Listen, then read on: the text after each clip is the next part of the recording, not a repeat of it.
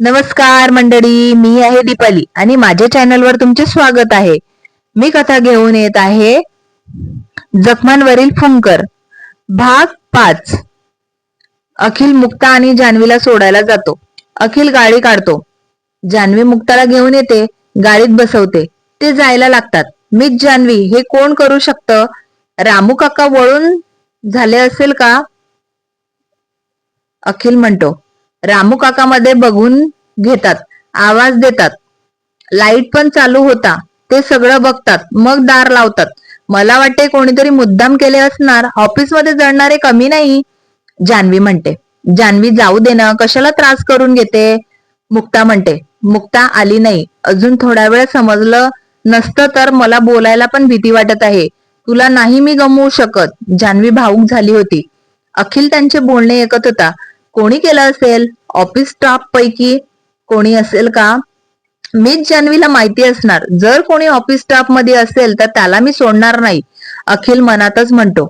मुक्ता डोळे बंद करून बसली होती. मीच जान्हवी, तुम्हाला कोणावर डाऊट आहे का? अखिल म्हणतो. कोमल आणि पूजा आधीपासून आमच्यावर जळतात.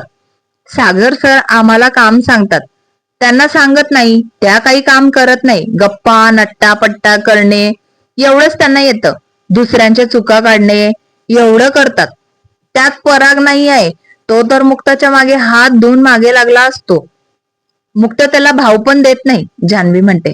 मला पण बघावं लागेल पराग कोण आहे. माझ्या अप्सराला असे काय त्रास देत आहे? अखिल मनात विचार करतो. उद्या ऑफिसमध्ये आल्यावर सीसीटीव्ही फुटेज बघू. ज्यांनी केलं असेल ना त्यांना चांगलीच पनिशमेंट देईल. मी नाही तर डॅडला सांगेल. अखिल म्हणतो. सर माझे घर आले. जान्हवी म्हणते. किती लवकर घर आले. मला आता मुक्ताला बघता पण येणार नाही. तिचा नंबर पण नाही माझ्याकडे. अखिल मनात म्हणतो. ड्रायव्हरने गाडी थांबवली होती. जान्हवीचे बाबा बाहेर थांबले होते. जान्हवी बाहेर आली. दुसऱ्या साईडला मुक्ता होती. जान्हवीच्या बाजूला दार उघडले. मुक्ता बाहेर आली. जान्हवीने बॅग घेतल्या. सरांना थँक्यू आणि बाय बोलली. मुक्ता पण अखिलला बाय बोलली आणि थँक्यू पण बोलली. अखिलने पण बाय म्हटले. जान्हवीच्या बाबांनी अखिलला घरी या असे बोलले. आता नको, घरी वाट बघत असतील, नंतर येईल. अखिल म्हणतो. ते निघून जातात. अखिल मुक्ताला बघत असतो. ड्रायव्हरला बोलतो चला. ते पण अखिलच्या घरी जायला निघतात. सोनू, मुक्ताताई अजून आली नाही. आतापर्यंत तर येऊन जाते. पशा म्हणतो. मी पण तिची वाट बघत होतो. पूनमताई आणि मनीषाताईने आज शिकवले ते दाखवायचे आहे. गोष्ट सांगितली ती मुक्ताताईला सांगायची आहे. सोनू म्हणतो. ती अजून कशी आली नाही? तिला काम आलं असेल का? पशा म्हणतो. थोडा वेळ वाट बघू. ऑफिसमध्ये काही काम आलं असेल तर ते करत असेल. सोनू म्हणतो. दोघं त्याचे काम करतात. जान्हवी आणि मुक्ती घरात जातात. दोघं फ्रेश होतात. जान्हवीची आई त्यांना चहा करून आणते. दोघं पण चहा घेतात. तायडे, काय झालं? आज तर तू पूर्ण ऑफिस हलवले आहेस. विश्वास म्हणतो. तू गप रे, तुला काय समजते? जान्हवी म्हणते. मुक्ता आराम करू द्या. तुमची मस्ती नंतर करा. जान्हवीची आई म्हणते. तू घरी कधी सांगितले? पूर्ण वेळ तर माझ्यासोबत होती. मुक्ता म्हणते. मी नाही सांगितले.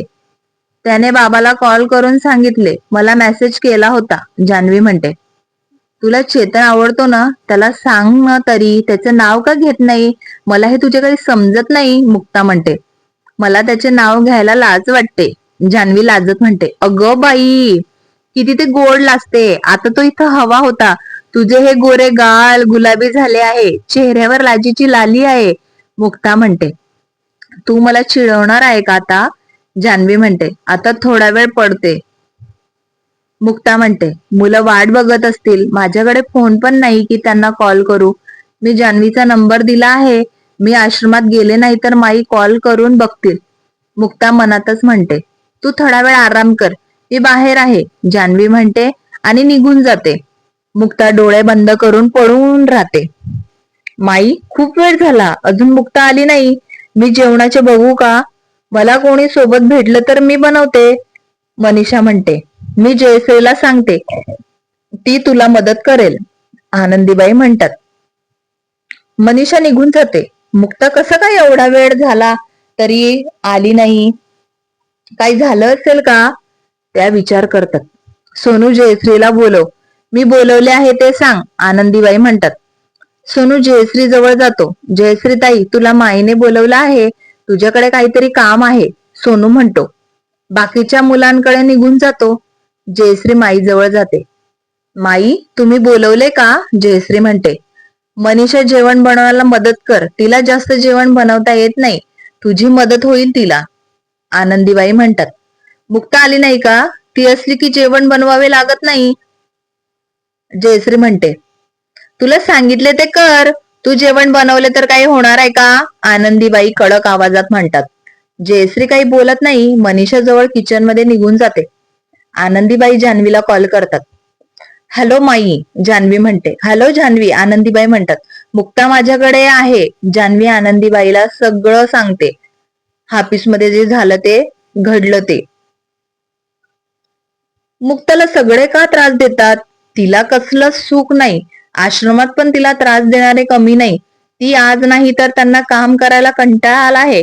असं वाटते तिच्या आयुष्यात कोणी चांगला मुलगा आला पाहिजे, ती सुखी झाली पाहिजे, आनंदीबाई म्हणतात. नक्कीच येईल माई, नका काळजी करू, आज तिला माझ्याकडे राहू द्या, उद्या तिला बरं वाटले तर इथून ती ऑफिसला जाईन, जान्हवी म्हणते. तिची काळजी घे, मी आता फोन ठेवते, आनंदीबाई म्हणतात. जान्हवी पण कॉल कट करते, तिच्या आईला मदत करायला जाते. अखिल, तू एकटाच आला, डॅड नाही आले, तारा म्हणतात.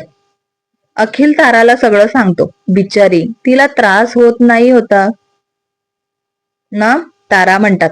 आता तरी बरी आहे, अखिल म्हणतो. अखिल, तुला पण काय त्या गरीब लोकांचा पुडका आहे, त्या मुलीसाठी तू सागर दादाला ऑफिसमध्ये सोडून आला, उषा म्हणतात. अखिल आणि ताराने बोलणे त्यांचे ऐकले असते. आत्या, अखिल जोरात बोलला. त्याने ताराकडे पाहिले. ताराने मान हलवली. अखिल रागात त्याच्या रूम मध्ये निघून गेला. अखिल मुक्ताच्या विचारात होता. किती साधी सरळ आहे माझी अप्सरा, लवकर तिला मिसेस मुक्ता अखिल चौधरी बनवतो, तिला कोण त्रास देतो तेच बघतो. पराग कोण आहे हे डॅड करून जाणून घ्यायला पाहिजे, अखिल म्हणतो. मुक्ताला आता बरं वाटत असते. त्यांचे जेवण झाले. जान्हवी आणि मुक्ता गप्पा मारत बसल्या होत्या. मुक्ता, अखिल सरांनी तुला उचलून केबिन मध्ये घेऊन गेले, तुला पाणी पाजले, तुझा हात सोडला नव्हता. सागर सर आले तरी त्यांनी हात पकडून ठेवला होता, जान्हवी म्हणते. काही पण काय बोलते, सर असं का करतील, मुक्ता म्हणते. उद्या त्यांना विचार, तो पण सांगेल, जान्हवी म्हणते. त्याला कोणाला ग, मला नाही समजले, मुक्ता जान्हवीला चिडवत म्हणते. मुक्ता, मला चिडवू नको, मी तुला मारेल, जान्हवी म्हणते. तायडे किती बोलते, मला झोप येत आहे, त्या मुक्ताताईला पण झोपू दे, तिला आता बरं वाटायला लागले, तू अशी बडबड करशील तर ती परत आजारी पडेल, विश्वास म्हणतो. तू झोप ना, कसला बडबड करत आहे, आता तुला झोप येत नाहीये का, जान्हवी चिडून म्हणते. जान्हवी आणि मुक्ता पण झोपून घेतात. माझ्या अप्सराला बरं वाटत असेल का, तिने गोळ्या घेतल्या असतील का, ती झोपली असेल का, अखिलच्या मनात आले. फोन नंबर असता तर लगेच कॉल करून घेतला असता, तिच्यासोबत बोलणं झाले असते तर छान झोप लागली असती, अक्षराचे स्वप्न बघितले असते. एक दिवसात मी तिच्यासाठी वेडा झालो आहे, अखिल स्वतःशीच म्हणतो. अखिल झोप येण्यासाठी गाणी ऐकतो. गाणी ऐकतात त्याला झोप येते आणि तो झोपून जातो. सकाळी मुक्ता खूप लवकर उठते. जान्हवीची आई उठलेली असते. मुक्ता पण उठते, फ्रेश होते. मावशी, मी आश्रमात जाते, तिथून आवरून ऑफिसला जाईन, जान्हवीला सांगा बस स्टॉपवर भेटू, मुक्ता म्हणते.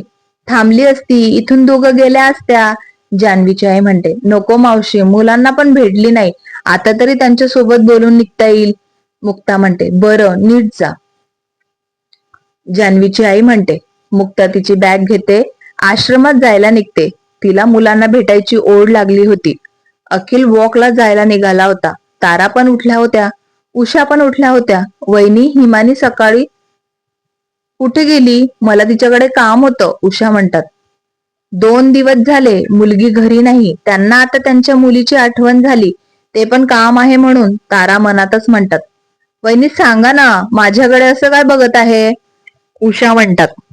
2 दिवस झाले हिमानी घरी नाहीये, ती रवींद्र दादाकडे गेली आहे. तुम्हाला आता तिची आठवण आली? तारा म्हणतात. वहिनी, मला का सांगितलं नाही? उषा म्हणतात. तुला का सांगणार होते? तुझे तिच्यावर लक्ष असते का? कधी प्रेमाने तिला जवळ घेते का? तुला काही तुला काहीच होते का? तू तिला विचारले, तू कशी आई आहे? आजी म्हणतात. आई मला काय बोलत आहे? तिला माझ्याजवळ थांबायचे नाही होते म्हणून तर तिने मला सांगितले नाही. उषा म्हणतात. तू तिला आईची माया कधी दिली आहे का? रवींद्र तिला कधीच घेऊन जायला पाहिजे होतं. आजी रागात म्हणतात. आई तू पण मलाच बोल. उषा म्हणतात आणि रागात आपल्या रूम मध्ये निघून जातात. कसे समजवायचे? तिला काहीच समजत नाही. आपल्या मुलीला पण प्रेम देऊ शकत नाही. माझे काय फक्त सागरच चांगला निघाला? आजी म्हणतात. नलू, आपल्याला सागर तरी चांगला आहे ना, बाकी आपल्याला काही देणं घेणं नाहीये. आजोबा म्हणतात. आजी आणि आजोबा गार्डन मध्ये जातात. अखिल येतो. त्याला आजी चिडलेली दिसत होती. आजोबा समजवत होते. आजी काय झाले आहे? तू का चिडली आहे? अखिल म्हणतो. तुझी आत्या, दुसरं काय असणार? आजी म्हणतात. आत्याने आता काय केले? अखिल म्हणतो. आजी आजोबा अखिल सगळं सांगतात. आजी कशाला टेन्शन घेते? हिमानी मामाजवळ चांगली राहते. अखिल म्हणतो. तारा त्यांना नाश्ता करायला बोलवायला येतात. त्यांनी नोकरांना नाश्ता लावायला सांगितला असतो. आजी आजोबा नाश्ता करायला जातात. अखिल त्याचे आवरायला जातो. सागर पण नाश्ता करायला येतात. तुम्ही आज पण ऑफिसला जाणार आहे का? तारा म्हणतात. हो, 2-3 महिने जाईल. सागर म्हणतात.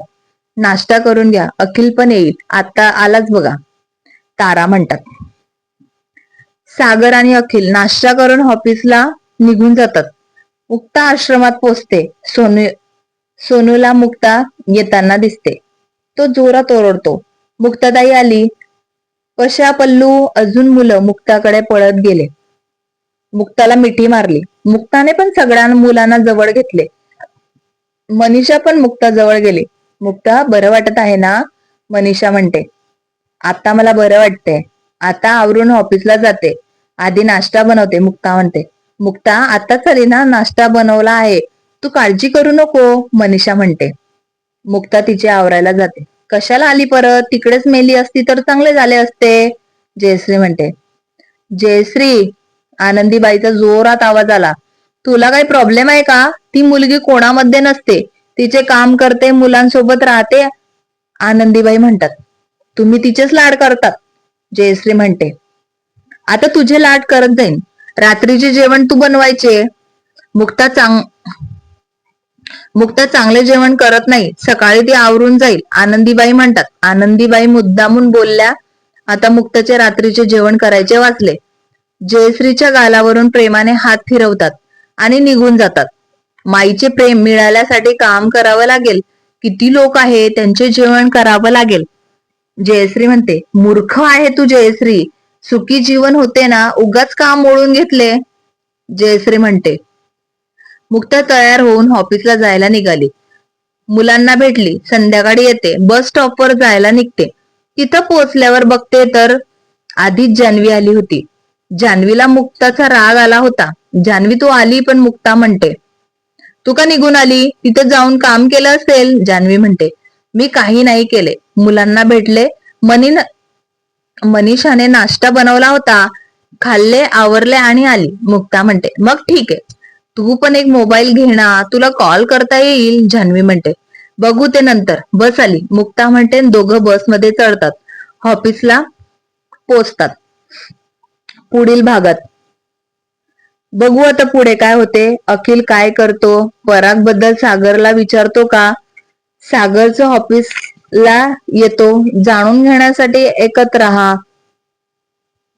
जखमांवरील फुंकर. कथा आवडत असेल तर लाईक करा, कमेंट करा. पुढील भाग ऐकायचा असेल तर सबस्क्राईब करा, मला सपोर्ट करा. धन्यवाद.